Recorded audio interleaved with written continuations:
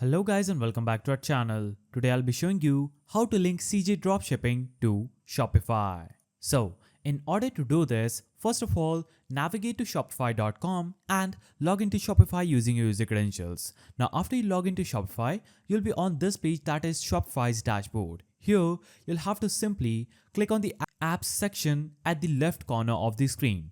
Now when you click on apps, it is going to show you a search result at the top. Simply type in CJ Dropshipping and you will see CJ Dropshipping appearing at the top. Simply click on this and it is going to show you Shopify App Store page where you can see the pricing, highlights, rating and developer for CJ at the top left. Now, you can see more information about CJ Dropshipping just right here in the description of Shopify App Store. Now, simply click on the install icon at the left corner of your screen and it will take you to another page that is Shopify's dashboard. Here, you'll have to simply click on the install icon at the bottom right side of the screen. Now when you click on install, it is instantly going to install CJ Dropshipping onto your Shopify's store.